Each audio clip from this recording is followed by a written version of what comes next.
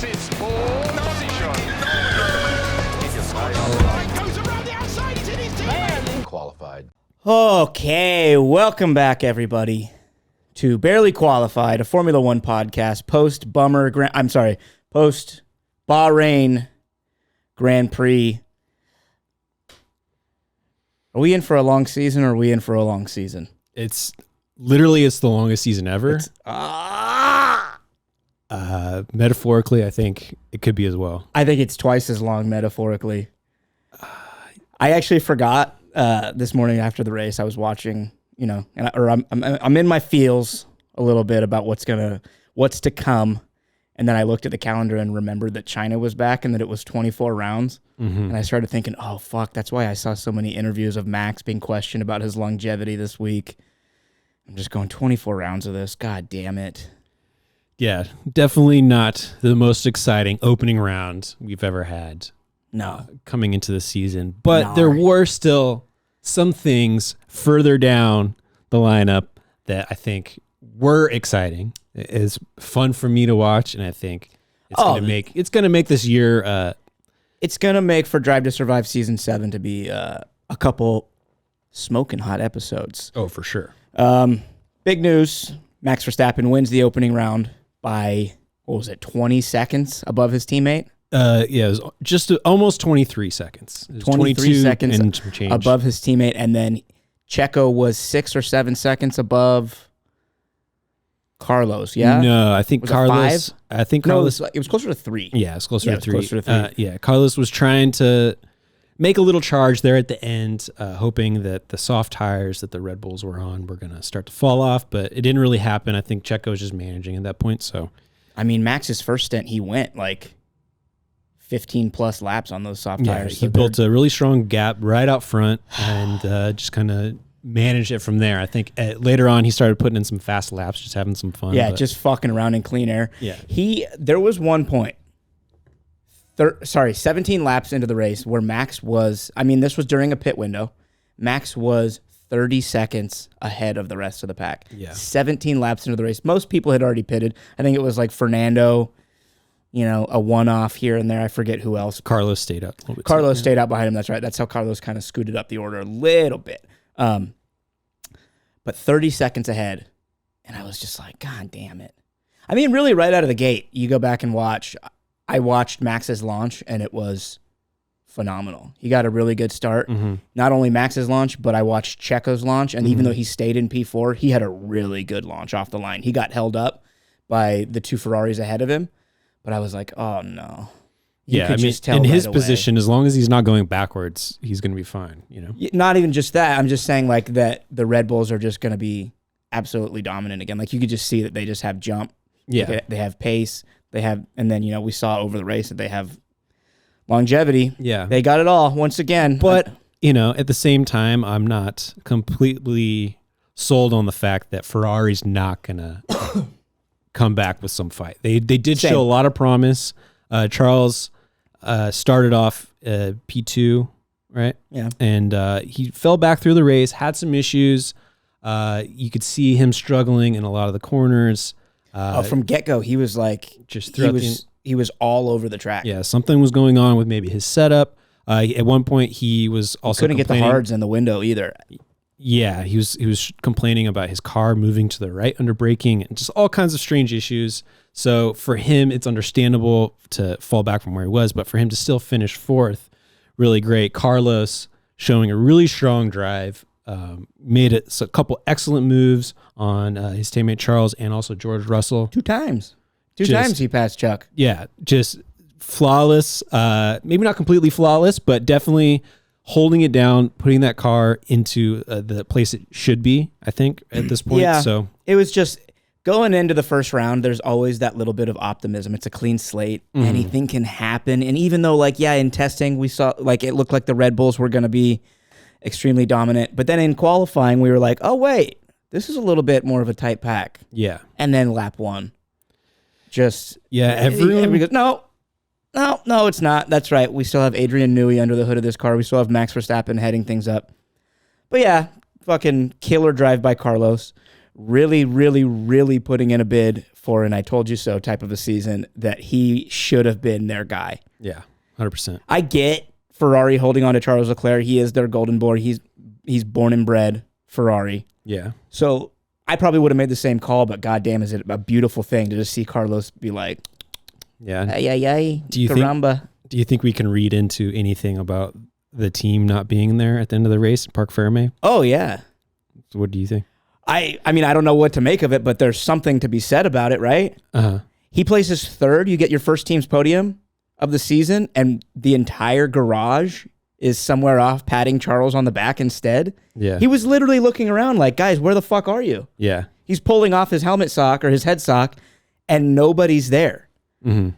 I don't know if there's something else going on, but that's a bad look.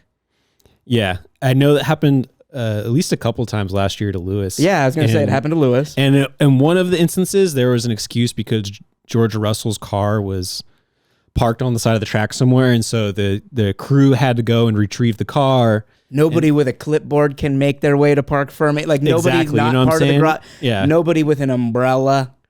No office personnel. No Yeah. sexy personal assistant. No personal trainers. Nothing. Yeah. So Not even Lewis's dog. They can't let Carlos, his girlfriend, into Parc Ferme. I mean, to me, that just means that gives Carlos a little bit more room now to really just race his own races and play his own game for the 100%. rest of the season. He is his own senior. This is his villain era. This is his villain origin story. Yeah, I think The Matador. Yeah, it's his for the taking, I think. So Yeah, he's out there playing a what do you call it? Like a single person sport, not a team sport. He's out there doing it by himself. I don't know the phrasing on that. Yeah, so Mercedes, George Russell was able to put in a really great qualifying, gets the car into third for the great start. Lewis, not as lucky. He made quite a few changes between practice and the qualifying, and he thinks that he kind of screwed himself there. Changes to his setup. Yeah, so trying something a little different, and I think it didn't quite work out for him. He's made that mistake a few times last year, kind of trying a little too much with the setup, trying to make up for some maybe lack of performance that the car has, and then therein like ends up taking a step backwards. Interesting. That's kind of funny because there's been this whole rigmarole going on about how Mercedes is now listening to Lewis, and it's this about time type of a thing. And then on the weekend, race one, he's already changing up his setup and getting it wrong. Yeah, maybe just getting in his head a little bit too much and trying to do too many changes instead of just maybe going with something that's consistent. And yeah. What's crazy is like they looked good as a team. They looked good coming out of testing and then going into the weekend. Mm-hmm. I thought they looked solid, and I was like, they might contend for a win. Like if Red Bull slips a wheel slightly, I feel like Mercedes is going to be on their doorstep. Lewis was nowhere. George ran a good race. Yeah, but pretty early on in the race, they ran into some cooling problems with their engine, so therein the whole rest of the race was shot. You know, George had to he ended up losing a couple places, wasn't able to bring the fight. Lewis couldn't ever really seem to get up to speed. He kind of just stayed in eighth the entire time. They were having cooling problems? Yeah, apparently like must have been engine George Russell's overheating, new electrical Hold power. on. Must have been George Russell's new haircut. It's too hot. Close it down, right? End it right now. Yeah. So but similar problem also plagued Williams. So it's kind of inherent to the Mercedes engine PU setup package, but teams like McLaren and Aston Martin, with each team has a little bit different like cooling setup built into their cars. They didn't seem to have as much of the same problem. So you know what those two didn't have though? They didn't have jump. Like there was nothing to McLaren or Aston Martin for this race at least. Yeah. Like I'm not saying that like pointing directly at the Mercedes power unit, but if there's like an issue going on there with the Mercedes and the Williams, and then the other two using that PU, they might not be having the same issue, but they didn't really have anything to them. Like I think we were all expecting McLaren to come out of the gates firing. We pushed back on that coming out of testing and then quali. Mm-hmm. But still, like even in the race, they held their positions, but that was about it. There was zero fight to them. I don't want to say that there was a lack of pace, but there was a lack of like overtake pace and they never looked like they were challenging at any point in the race. Yeah, but I think for where they're at right now and just listening to both drivers talk after the race, it sounds like this is a very good race for them for them just to be able to finish both within the top 8, top 7 is a pretty good start to the year. You know, all those points are going to matter. So as the car starts to develop a little bit more throughout the year, hopefully they're able to make I'm not losing faith. I'm still on board with the papaya. I mean, I think they're still going to contend. It's just going to take them a little bit longer. I'm just saying they just looked. I'm not mad. They're definitely. I'm not mad. Back. I'm just disappointed. They're definitely off the pace for sure, and they're underperforming. I think after qualifying, watching the race makes me feel a little bit better about this situation. So yeah, I guess it could have been worse for sure. Yeah. Let's talk about Haas, because Haas, I think they came in looking like we were all ready to shit on them. Yeah. And then coming out of quali, not even like that we were ready to shit them. We had emptied our bowels on them. I'm still not on board. I'm still fuck Gene Haas, but they did look good in qualifying. Hulkenberg makes it into Q3, and then in the most Haas fashion-ass way, first lap, he makes contact with the Sauber in front of him, and also, who else was it? It was Bottas, Stroll, and Hulk all kind of...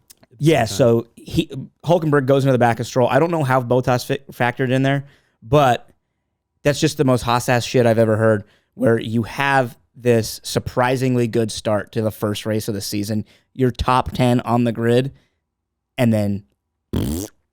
I would say an opportunity for a great start, because it actually wasn't a great start. Oh, he got a slow launch? Well, for Hulk, I mean, just having that situation. He was in a pretty good spot. He didn't lose too much place, but yeah, definitely disappointing for Hulk. But I think there is a lot to be optimistic about. Kevin Magnussen running in 12th for most of the race. Yeah, they didn't fall off the pace the way that they did last year. 100%. And looking at where they were last year, this was a big win for them, I think. And like being able to stay in front of both of those RBs at those weaning stages of the race, I think was huge, I get what you're saying. What's disappointing for me is that even when they do have a good qualifying, they have zero race pace. I get what you're saying. Like they have defending pace, like they're able to keep their position. But even when you finish in the top 10, you fall back to 19th. You can't get around those like true back markers, like a Logan Sargent, the two Saubers, the two Alpines, which holy shit. Like there's no, he just stayed in the back after being relegated. Yeah, it would have been nice to see him come up a little bit more. Right, that's what I'm saying. But we don't know to what extent the damage that he received. So he got a new front nose wing. It didn't look like it was like major damage. Yeah, it could be suspension. You never know. So could have been. I don't know. It's round 1. But it would have been great to see him move up a little bit more. I mean, where did he finish? Actually, in the race, it wasn't even last. It was 16th. So for Nico, it's not bad. So I guess in a way he did get around both. Yeah, he finished better than both the Alpines and Bottas, who had an abysmal stop. Oh my God. It was like a minute-long stop. Dude, again. They showed up with the wheel nut without the tire. Yeah, they put the wrong tire on his car. It's from the wrong set or something, maybe, or because it was a hard tire, but I think it was just like from like opposite sets or something. But maybe I did notice. Yeah, it was. I was wondering why they were saying that it was wrong. I guess it would have been from the wrong set. Seems like they're trading more than just drivers over there between Sauber and Ferrari.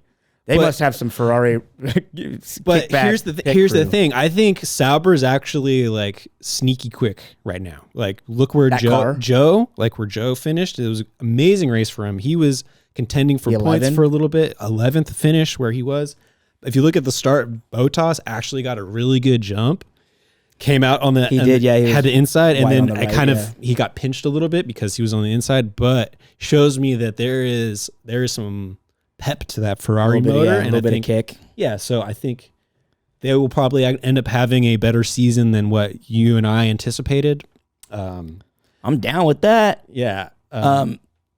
It's just funny though. 2 of the longest pit stops that we've seen in the last few years, both Valtteri Bottas The last one was when he was at Mercedes still, no? Yeah, the classic one. The classic, the one that took 4 days or whatever. Yeah. So towards the end of the race, speaking of Kevin Magnussen and Haas, we saw, I don't know how many, there was maybe 10, 12 laps left to go. We had both RBs behind Kevin Magnussen, who I think I said was in 12th at the time. Yuki, I was kind of watching this before it started to unfold. I'm like, oh, Yuki's kind of gaining. I was like, he should be he needs to get in front of that Haas, right? For where they're at. I know there was coming into the weekend, RB was expecting that fighting for points was going to be kind of tough. Maybe that would be where their ceiling is. So seeing Yuki, who for most of the race was kind of running in 10th, kind of in that point, I thought, okay, this is a great opportunity for you to come out swinging. And who better to be fighting for that position for than with a Haas? Right. After last year, if it was Lance or like a stray Lewis back there, I'd be like, oh, fuck. So I'm just thinking, I'm like, this has to happen. Yeah, you have to get this guy. And then a couple laps, he was staying within a second and wasn't quite fully getting an opportunity to make the move happen. A few laps go by, and of course the team steps in and says, okay, Yuki, driver swap, because Daniel Ricciardo, who was kind of right behind Yuki, had caught up to them, and he was on a soft tire, albeit a little bit older soft tire. So Yuki, when he gets the call, is livid. The word was, are you kidding me? Right now, are you kidding me? Right now. Yeah, right now. And then so I think he stalls for about a lap, and then finally lets DR past, and then it was an aggressive move to the outside too. Did you see how much he moved over? To let DR by. Yeah. He moved over more than he needed to, and it was very fine. Yeah. Jerked it all the way over, then jerked it back. And then I think what kind of screwed DR a little bit was that Max was lapping at about the same time. Mm-hmm. So he became a back marker around the same time. So he lost all his pace. Yeah. So Yuki lost a little bit of time to DR. DR lost a little time to Magnussen, and then basically about the time DR catches back up, within a second, he's only got like a few laps left, and then K-Mag is able to defend and hold it out. And Yuki the entire time is like, he's not going any faster. I'm way faster. What's going on? Yeah. And he's just I want to go back mad. and just open up the app and watch just Yuki's camera and see listen to just get his perspective. Feed. Yeah. So, and then after the checkered flags, Yuki lets out a little bit of aggression on his brake pedal, and it kind of looks like he's almost like brake checking Daniel Ricciardo. He flies by him on the inside too. Yeah, and then it was on that. Yeah, I think he came around that. Yeah, did he? He came up on the inside and brake checks, and then and then he he locks up a little bit, so he goes wide on that corner. DR comes back underneath, and then Yuki comes flying around on the outside just so mad. They're sitting there and they're like, Daniel Ricciardo's engineer is like, all right, Daniel, mode 1, engine this, and that, and giving him all these instructions. And then Daniel just comes on the radio. What the fuck? Just what the fuck was that? Did you guys not see this? Yeah. Big frustration from Yuki and letting it be known. And the entire time I'm watching this go down, I'm like, it sucks for Yuki having to let Daniel go, but he did exactly what he should have done. He stayed right on Daniel's tail, put the pressure on, didn't just immediately give up. It sucks that it went down the way it went down, but it's a really bad look for Yuki to be acting like that and to be getting that worked up about it. Yeah. It sucks because, you don't want to be put in that situation. It didn't really make him look bad. Daniel wasn't able to make the pass happen.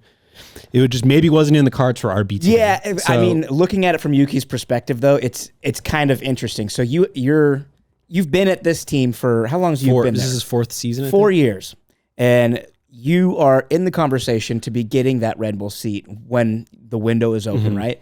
And then fucking Mr. Personality, Mr. TV Time waltzes back into this team, and all of a sudden his name is now in that rotation, and the media is pushing that he's going to be the one to get it, and your name's basically ousted. Yeah. And now race 1, you're running ahead of him. Yeah, most of the race. A little bit of what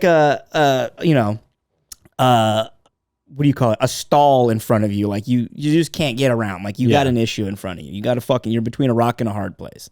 You're stuck behind the giant fucking gat of a Haas, and you can't get around it. And the team first race gives team orders to let Big Smile get around you. Yeah. Because he goes on the radio and charms them. All guys, I've got so much more pace. You know, going into the race, they knew that they were going to be running different strategies at the end. So it was inevitable that Daniel made it made it a point in his post race press conference to be like, we knew this going in that I was going to be on newer softs towards the end, but still, I'm justifying Yuki's temper tantrum just because it's funny. Like if you do look at it from that perspective, it kind of makes sense to be like that livid. Sure, yeah. You know what I mean? If that's what if you're just talking about the emotions of it, yeah. You know, and knowing who Daniel Ricciardo is and the types of things that he can get away with within the inner workings of the organization, it's like, God fucking damn it, dude. Yeah. If you're Yuki. Yeah, and you know, this is one of the fights, you know, I'm going to be watching all year long because, you know, what's at stake is that other Red Bull seat is, you know, so it's big for both of these guys. And, you know, if you're Yuki and come into the situation, like he did on track, he did what he should have done, but just in the helmet, in his head, he should have kept it cool and played a little bit because, you know, I understand your heart rate's racing. You know, you're at the ending stages of the race. You're not making shit happen. You're getting frustrated, but you start getting all hot and like pissed off. Like you're gonna distract yourself and make mistakes. So it's a bad look for sure. Yeah. But the thing is, Dr. Marco he can get away with it. Like Helmut Marco fucking loves that dude. Yeah. He just laughs at Yuki's little frustrations. But speaking of helmet, the word helmet, did you hear Daniel Ricciardo's remarks afterwards? What? When he was like, as soon as Yuki goes by him, locks up, brake checks him, whatever, Daniel Ricciardo does the whole what the fuck thing. And then he goes, God, he's a total helmet or something. Oh, yeah? Yeah. Like a dickhead. Helmet, meaning like... a dickhead. Well... I think that's one way of putting it. But like it's also Marco? You think he's saying he's a helmet? Not that, but like there's a certain type of person in society who is required to wear a helmet. Yeah, an R word. Yeah, an RB. Yeah. Yeah. So this is the fight. You know, I think Yuki's going to take it to Daniel this year, but you know, got to keep it cool. So other than that, it'd be nice to see Yuki just. Like this whole Daniel Ricciardo revenge tour, the cockiness. And I think I come off like I hate Daniel Ricciardo. I don't. It's just easy to pick on him when he shows up in Drive to Survive Season 6 and the first thing he says is, oh, by the way, I'm back. How many times have you been back? He never really left, to be honest. Like no, he was right back in the media pen immediately following his firing from McLaren. But like how many times have you had to say, I'm back or I never left? Like all this shit. Just fucking shut up. I did want to mention... before we get off the subject, just the power of team radio and saying the right thing and playing that. Because, like, yes, Daniel Ricciardo maybe deserves to at least get his shot at swapping, but the power of team radio can do so much. Like, and he does charm the pants off of teams, or his team, I think, when he goes in there and he's like, I have so much more pace, I have this, I have that. But also, when you know that you're saying those right things, it makes you look better post-race. Because if we're hearing that, and he's just hoping that the broadcast is going to pick up on this, then it kind of protects him from what happens next, right? You know who else is really good at that, and he did it this race? Lewis. Lewis is so good at picking his moments to go on team radio and hoping that it gets picked up by the broadcast. He did it today. Lewis always does this thing when he either is being passed or is being outpaced and can't catch up to the car in front of him. He'll do this thing where he goes, oh man, they're just so fast. Those guys are just so fast. He said it today about the Ferraris. He had no shot at getting up to where they were. And one of them, I don't think they passed him unless it was like an outlap after a pit, but they were within like range of him and he had no way of catching up to him. And that's his way of just being like, oh, my car just can't do it. And it's like an image thing. It's like a smart play for what Lewis is doing. Yeah. You know, I mean, I think media pen personality type shit. And I'd say it's probably not even like that deliberate in that like he's trying to get that message out to the public. It's probably more to like the team directly, you know what I mean? because that's really I don't who know. anybody's trying to impress, right? Like, I or see to it- justify their positioning. With, It's a gonna little be with the team. excusey to me. Like that's just the way it comes out, but it comes out in this very nice way. But I mean, it was like literally their situation this weekend was that they couldn't run their engine at full power because for some reason at one of the coldest races of the year, they're already having engine overheating problems. Yeah, You I'm know? just So, saying it's like I've seen Lewis do it before. He did Yeah. it a couple of seasons ago, if not last season. I mean, he has good When- reason to because when Lando was passing him. he's explaining in real time what his situation. But is. it's an excuse. Like there's no explanation that's going to help the team by going, oh man, those Ferraris are fast. Yeah. Oh man, that Lando Norris is such a good driver. We know. I mean, he's using it as an excuse for his own performance in the moment to be like, it's not me who's faltering. It's just that they're so good. Yeah, I mean, that's I'm not shitting on Lewis. I think it's brilliant. Yeah. It's a good classy move. Not move, but it's like a classy way of making an excuse. Yeah, I mean, I'm just saying it's cheeky. It's cute. Yeah, I think excuse is a strong word in the situation, but It's what it is. I think it's more of a justification. He's trying to make a justification out of where he's at. That's what I'm saying. He's like using his charm to justify this by doing the Lewis. Yeah, but he also has nice way of doing things. He has more than his charm. He has his 7 stats. world championships. Yeah, He's the most winningest driver of all time. I'm not slighting the man. I'm saying that it's like a way for when he's not able to perform the way that he thinks he should be every time, of using just like the tools that he has, which is just a microphone at the time, to justify where he's at. I just thought it was interesting. Yeah. All right. So let's hear our props and flops from Bahrain, round 1. I'm going to flop Alpine big time. Yeah. Okay. Not Should that we there break was- this news of? Post race. Alpine technical director Matt Harmon and head of Aero Dirk de Beer are understood to have resigned. Dude, After the wheels race are one. falling off it at Alpine. Yeah, so altogether, I'd say it's a double whammy flop for. Oh yeah. Also, I missed a lot. You know, like I've basically missed every prediction I had. I had predicted McLaren to come out hot. I had predicted less than a 10-second gap to finish the first race of this season. The one thing I did say was that RB was going to be ahead of Alpine, and that's looking like a good prediction so far. Yeah. So we'll take that as a victory. Massive flop to them. I'm going to say also, I got to flop Charles.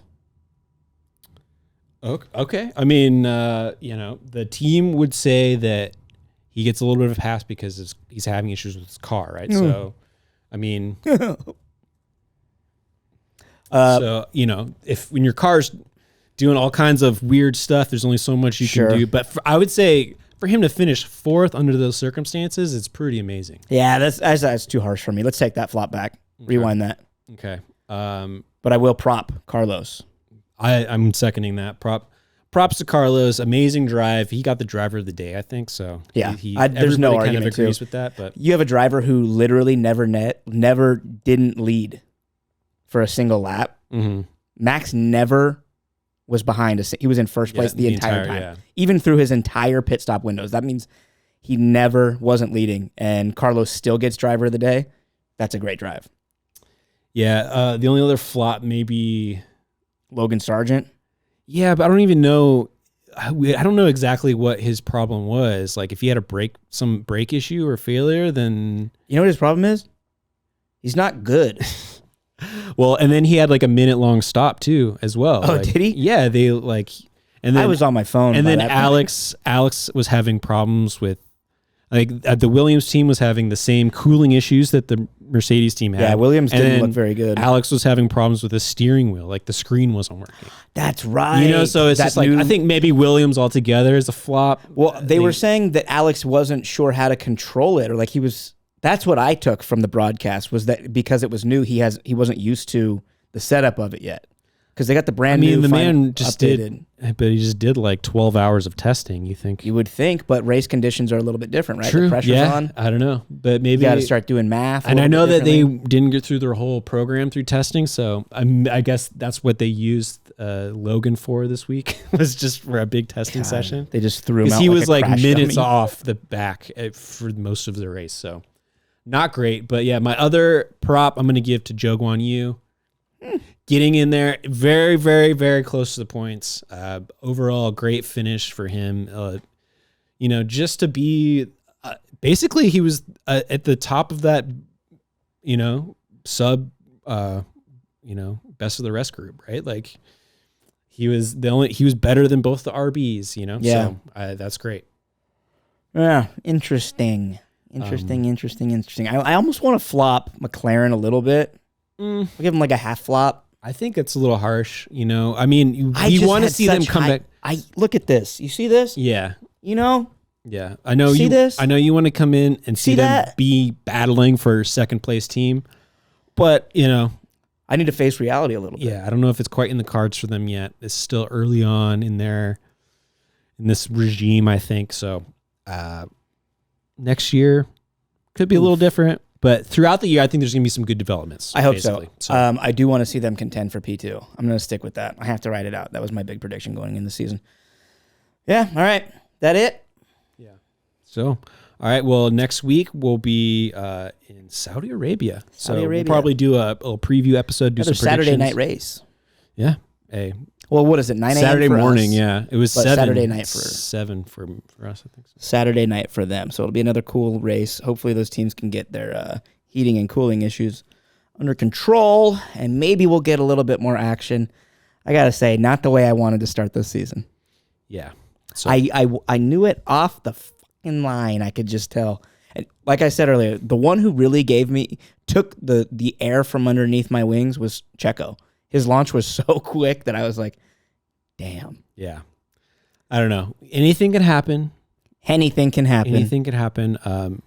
One last little note. Did you notice that they didn't show Christian Horner at all, except for one little moment where he was like hiding in the background?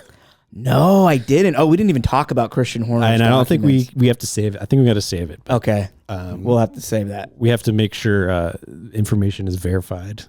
That's true. We should. I mean, there's just a collection of screen grabs that are, I don't know, Questionable. very iffy situation. There was a shot of him and his lovely, faithful wife walking in to the paddock. I don't know if you saw that. Yeah. She had a big smile on her face. I don't know how hard she was forcing that. Anyways, guys, this has been Barely Qualified, a Formula One podcast post Bahrain Grand Prix round 1. We'll see you guys after Saudi Arabia. Oh no, we'll see you guys later this week. See you later week. See you later week. See you later in the week. Bye.